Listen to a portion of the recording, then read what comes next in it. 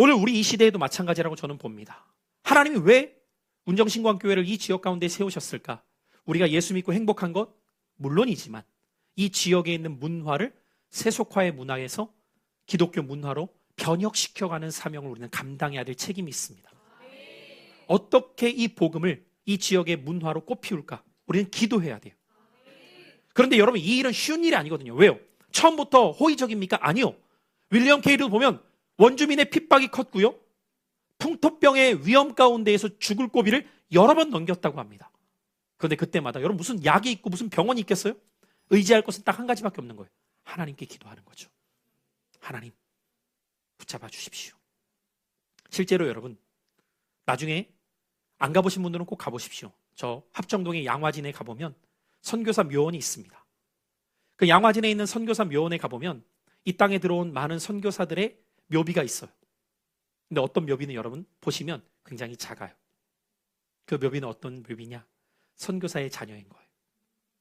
근데 이들의 연대기를 보잖아요. 태어나서 죽은 해가 같은 해예요. 태어난 지 얼마 안 돼 풍토병으로 목숨을 잃은 선교사의 자녀들. 여러분, 선교를 한다는 것은 나도 힘들지만 가족의 희생이 반드시 뒤따를 수밖에 없는 일. 근데 참 위대한 신앙인들이 오늘 이 시대에도 많은 것 같아요. 제가 알고 지내는 목사님 한 분은 그 교회에서 1호 파송 선교사가 평신도 과정이에요. 1호 파송 선교사가. 근데 얼마 전에 그 교회에서 30주년 행사를 하는데 그 파송 선교사 가정을 한국으로 초청해서 그들을 축복하는 시간을 가지셨더라고요. 해외로 나가서 선교 사역을 한 지 10년이에요. 10년. 복음 때문에. 평신도가. 온 가족이 나가서. 그 가족이 들어와서 그들을 축복하는데 온 성도가 울었다고 하더라고요. 온 성도가. 여러분 생각해 보십시오. 우리가 복음에 비쳤다는 것이 어떤 삶인지, 어떤 의미인지. 오늘도 여러분 정말 복음 때문에 기꺼이 자신의 인생을 드리고자 하는 이들이 곳곳에 있어요. 우리가 다 알지 못할 뿐이지. 너무도 귀한 이들의 걸음인 것이죠. 두 번째로 우리가 기억해 볼 사람은 리빙스턴이라는 선교사이십니다. 이 데이비드 리빙스턴은 아프리카 선교사로 알려져 계신 분인데 이분은 영국의 선교가이시면서 탐험가입니다. 지형이 험한 중앙 및 남아프리카의 길을 개척하신 분이에요. 저랑 가까운 이재룡 목사님이 다음 주에 남아프리카 공화국, 남아공이라고 하죠, 줄여서. 남아공을 또 가요. 왜냐하면 동생이 그곳에서 선교 사역을 하고 있어요.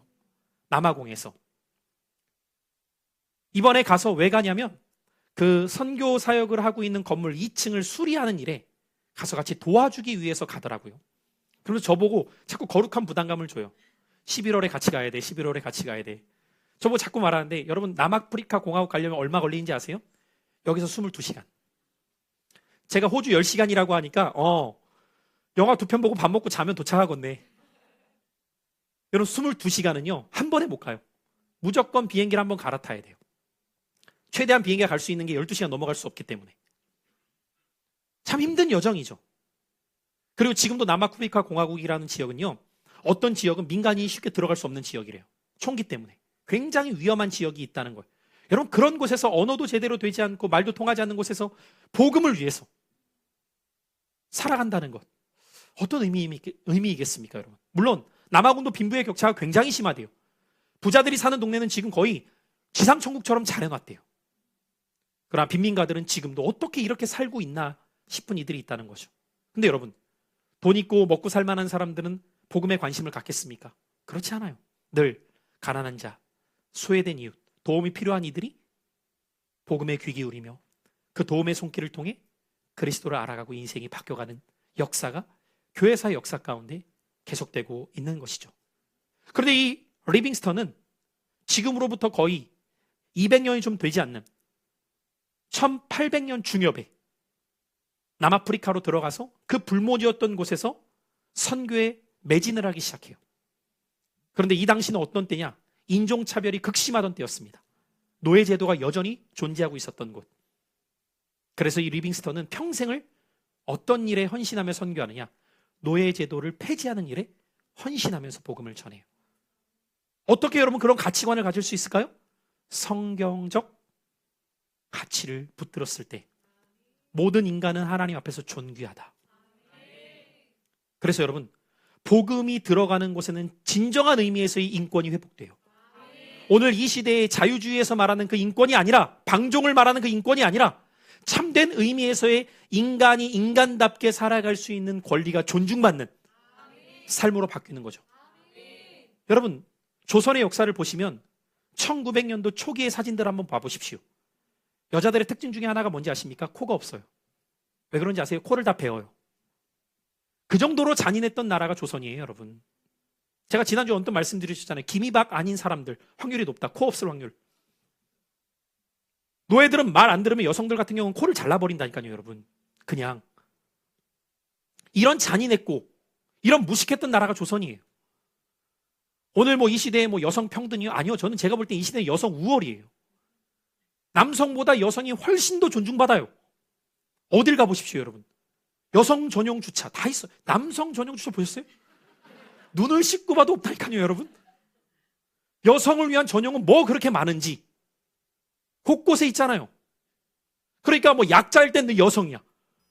근데 중요한 일에 있었을 때는 왜 우리는 무시하냐 또. 그래, 이렇게 하면 이렇게 저렇게 하면 저렇게 늘 치여 남자는. 여러분, 이게 불과 100년도 안 된다니까요. 100년이 뭐예요, 여러분? 50년이에요. 왜 그렇게 됐는지 아세요, 여러분? 복음이 들어왔을 때에 여성에게 참정권이 부여돼요. 여러분, 여성들이 투표에 참여한 게 얼마 안 돼요. 곧 투표입니다. 꼭 참정권을 행사하십시오. 복음이 들어오게 되었을 때 여성이 교육을 받기 시작해요. 여러분, 여성이 언제부터 교육이 시작됐는지 아세요?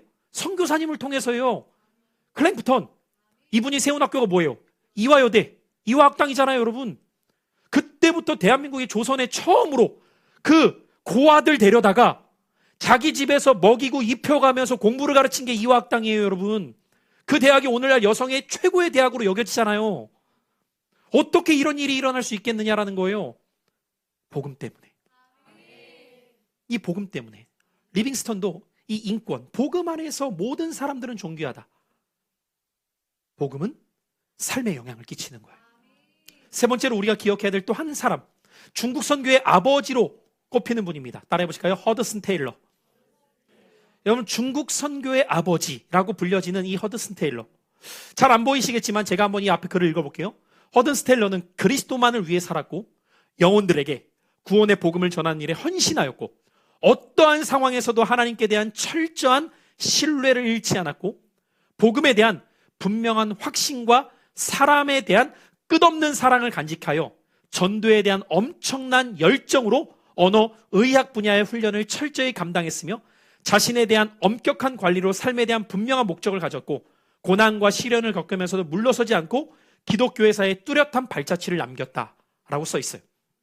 여러분, 이 허드슨 테일러가 누구에게 영향을 받고 그가 선교를 결단하게 되냐면 지난 시간에 제가 언뜻 언급하였던 최초의 구제사역 가운데에서 후원을 받지 않고 기도로만 세워나갔던 목회자가 있었다고 말씀을 드리며 조지 뮬러, 우리에게는 5만 번 응답받은 뮬러의 기도라는 책으로 잘 알려져 있는 목사님이시죠.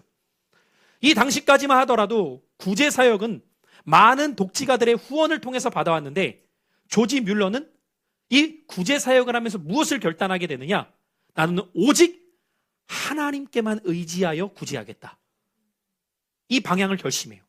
그래서 조지 뮬러의 수많은 일화 중에 하나가 무엇이냐?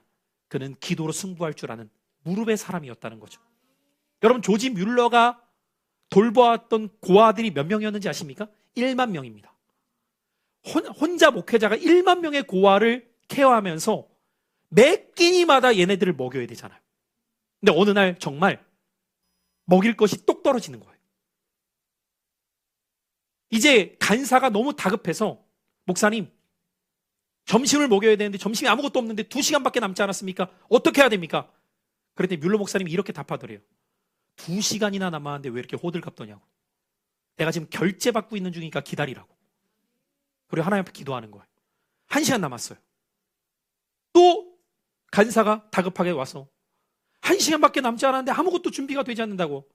내가 결제받고 있는 중이라고 하지 않았나? 기다리게. 30분 남을 때 어떤 일이 벌어지느냐? 가까운 빵 공장에서 불이 납니다. 그래서 그 빵 공장 사장이 어차피 다 불탈 거 빨리 저 가까운 고아원에 빵 다 갖다 주라고. 그래가지고 30분밖에 남지 않은데 마차가 행렬을 지어서 고아원으로 들이닥치는 거예요. 그때 뮬러 목사님이 딱 한마디 했대요. 결제 떨어졌네. 그 고아원들을 먹인 거예요. 이런 일들이 한두 건이 아닙니다, 여러분. 이 뮬러의 영향을 받은 분이 허드슨 테일러예요. 그래서 허드슨 테일러는 어떤 결심을 하냐? 내 선교 사역 가운데 나는 사람에게 손 벌리지 않는다. 나는 사람에게 후원 요청하지 않는다. 여러분, 실은 저도 저희 부모님의 영향을 받은 부분도 있지만 제가 개척할 때 결심했던 것이 하나 있었습니다. 개척할 때 아무리 재정이 빈약하고 힘들어도 나는 사람에게 후원 요청하지 않는다. 저는 제가 개척한 이 일에 누군가에게 단 한 번도 저희 교회 개척교회인데 좀 도와주십시오 말해본 적이 없어요. 그 시간에 나는 하나님께 구한다. 하나님이 나의 공급처이시다. 그리고 기도했어요. 저도 몰랐어요. 다음 달 월세를 어떻게 내야 될지. 저도 감당을 해야 되는 상황 가운데 당장 뒤쫓아와요, 여러분. 내야 될 돈은. 근데 없단 말이에요. 그때 제가 할 수 있는 방법은 하나님께 무릎 꿇는 거였어요. 하나님, 하나님이 시작하게 하셨으니 하나님이 책임져 주십시오. 여러분, 이것이 여러분의 믿음으로 임할 수 있는 삶이 되기를 축복해요. 근데 여러분, 이 믿음의 확신은 언제 오는지 아십니까? 하나님이 원하시는 방향으로 발걸음을 옮긴다는 확신이 내 안에 있을 때예요. 왜냐? 앞서 윌리엄 캐리의 말씀을 드렸죠. 하나님을 위해 위대한 일을 계획하라. 그리고 그 일을 시도하라. 그럼 결제는 그분이 하시는 거예요. 이 믿음을 갖지 않으면 우리는 늘 현실 앞에 두려워져요. 그래서 이 허드슨 테일러는 어떤 이름이 붙게 되냐면 중국 내지 선교의 개척자라는 이름이 붙게 됩니다. 내지 선교. 그러면 왜 내지 선교라는 이름이 붙었느냐? 그 당시만 하더라도 선교사들이 선교 활동을 할 때 대부분 대도시 거점으로 선교를 했어요. 그러니까 활동하기가 그나마 편한 거죠. 우리 선교팀들도 캄보디아 가봤지만 캄보디아의 선교팀들이 정말 많이 오거든요. 근데 대부분 푸놈펜에서예요. 왜냐? 푸놈펜은 공항에서 30분 안에 웬만한 선교지가 다 있어요. 그러니까 주로 중심 도시이기 때문에 그곳에서 선교 활동하는 건 큰 어려움이 없어요. 뭐 씻는 문제, 숙소 문제, 뭐 주변에 상점, 뭐 활동하는 것 어려움이 없다고요. 근데 저희가 간 곳은 몬둘키리 8시간 들어가야 돼요. 선교팀들이 한 번 온다면 2번은 안 오는 지역이래요. 너무 멀기도 하고 여러 가지 어려움이 있어서. 그런데 이 허드슨 테일러가 아무도 가지 않는 오지로 들어가기 시작하는 거예요. 그러면서 허드슨 테일러가 늘 했던 말이 이런 말이었다고 해요. 오지에 있는 자들에게는 복음이 필요하지 않은가. 이 한마디 하고 들어가는 거예요. 그들에게. 저에게도 계속해서 부담감을 주시는 선교사님 한 분이 계시는데 계속 한두 달마다 한 번씩 카톡을 보내요. 목사님 오실 거죠? 필리핀에서 선교하시는 분인데. 이분의 특징은 무엇이냐? 아무도 안 가는 곳으로 선교를 들어가요. 그럼 거긴 길이 없대요. 그래서 이분이 가실 때는 항상 굴착기를 동원한대요. 왜냐? 워낙 나무와 밀림이 억세기 때문에 사람이 어떻게 해집고 들어갈 수가 없으니까 밀고 들어가야 된대요. 그리고 그곳에 들어간 다음에 일단 교회라고 여기는 통나무 비슷한 걸로 하나 집을 짓고 곳곳에 떨어져 있는 사람들한테 복음을 전하면 그 동네가 교회가 시작되는 거예요. 그래서 이분이 지금도 하고 있는 게 뭐냐? 그때 한번 말씀드렸죠. 합동 결혼식. 필리핀은 제가 얘기를 들어보니까 왜 합동 결혼식을 교회에서 주관하지 몰랐는데 공식적인 결혼을 해야지만 정부의 지원을 받을 수 있는 게 있는데 결혼을 할 수 있는 자금이 없는 거예요. 그 정도로 가난한 사람들. 그러니까 그들을 위해서 교회에서 재정을 모아가지고 합동으로 한 20커플씩 결혼식을 행해주더라고요. 뭐 이런 사역들. 그 지역에 맞게끔 복음을 위해서 계속해서 사역을 펼쳐나가는 거죠. 여러분, 우리는 과연 어떤 마음으로 신앙생활 지금 이곳에서 하고 있는가를 돌아봐야 되죠. 우리 스스로의 믿음을 지키기에도 버거워하는 신앙이 아니라 왜 내게 이런 은혜를 주셔서 주님을 알게 하셨고 내게 허락하신 것을 가지고 그리스도와 복음을 위해서 나는 어떻게 살아가야 되는가. 여러분 기억하십시오. 대한민국 사회에서 살아가다 보면 우리는 늘 상대적 박탈감에 괴로워할 때가 있어요. 그러나 여러분이 시선을 조금만 넓히면 우리는 절대적 부유를 누리고 있다는 것을 쉽게 알 수 있어요. 여러분 객관적 지표로만 보더라도요, 대한민국에 살고 있다는 건 여러분 이미 상위 10% 위로 살고 있다는 거예요. 그런 상황 속에서 우리는 왜 늘 결핍을 느낄까요? 이유는 간단하죠. 좀 더 편안함을 누리지 못하기 때문인 거죠. 좀 더 좋은 차 타지 못하고, 좀 더 좋은 음식 먹지 못하고, 좀 더 좋은 거 누리지 못하잖아요. 그것에 대한 결핍인 거지. 내가 진짜 먹을 것이 없어서 굶는 사람들이 얼마나 있습니까? 물론 그런 소수의 계층들이 없다는 말씀을 드리는 게 아니에요. 그러나 우리는 이미 받은 복이 넘칩니다. 어쩌면 마태복음 25장의 표현대로 하면 우리는 다 5달란트 받은 자인지 몰라요. 그럼 여러분 그걸 가지고 어떻게 쓰시느냐는 이제 나의 선택이죠. 주인의 기쁨을 위해 쓸 것인가? 나의 기쁨을 위해 쓸 것인가? 우리는 이 새생명 전도축제주의를 맞이하여서 한 영혼을 전도한다는 것 쉽지 않은 일이지만 돌이켜 이런 질문을 해봐야 됩니다. 이런 선교사들의 그 열정 가운데 나는 어느 정도의 마음을 품고 한 영혼을 그리스도께 인도하기 위해 힘쓰고 있는가? 이들은 말도 통하지 않고 문화도 통하지 않고 지역도 다른 곳에 가서 예수님 때문에 자신이 받은 복음 때문에 그리스도를 전하기 위해 살고 있었다는 거죠. 그리고 이런 자들의 영향을 받은 이제 계속해서 우리가 배워나가겠지만 우리나라의 최초의 선교사로 불리는 언더우드 아펜젤러 같은 사람들이 청년의 때 이들의 모습을 통해 불을 받은 거예요. 그래서 본래 언더우드는 윌리엄 캐리의 영향을 받아서 그는 인도 선교에 헌신했던 사람이었거든요. 근데 대학생 때 선교를 놓고 준비하고 기도하는데 언어까지 인도어를, 벵갈어를 다 준비하고 있는데 하나님이 갑자기 그에게 조선에 대한 마음을 품게 해서 인도를 접고 조선으로 오게 된 선교사예요. 순종하지 않았다면 우리나라는 또 어떻게 됐을까? 왜냐? 이 언더우드 선교사가 나중에 의료원으로 세운 곳이 연세의료원 아닙니까? 그래서 여러분 연세대학교라고 하는 이름 자체가 연희의료원과 세브란스가 합쳐져서 연세가 된 거예요. 연희의료원, 세브란스. 그리고 이 세브란스는 사람의 이름이죠. 이 세브란스라고 하는 사람이 당시 조선에 선교를 왔던 선교사의 간청에 의하여서 이 조선 땅에 의료가 필요합니다. 도와주십시오. 그래서 그가 기부한 돈을 가지고 세운 의료원이 세브란스예요. 여러분, 이런 조선 땅의 역사를 보면 결국 하나님의 은혜에 감동된 발걸음이 없었다면 우리에게 복음은 없어요. 오늘 저와 여러분이 머뭇거리고 가만히 계시면 그 복음은 누군가에게 흘러갈 수 없겠죠.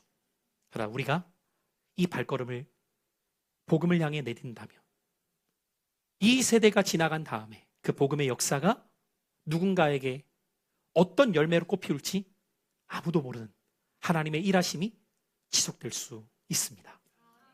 결론이에요.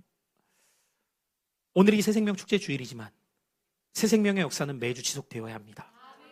오늘 저와 여러분에게 주신 이 거룩한 사명 붙들고 근대 선교가 현대의 우리까지 오기에 누군가의 헌신이 있었던 것처럼 오늘 우리의 발걸음이 내일의 누군가에게 그리스도를 따르는 발자국으로 이어질 수 있기를 간절히 소망합니다.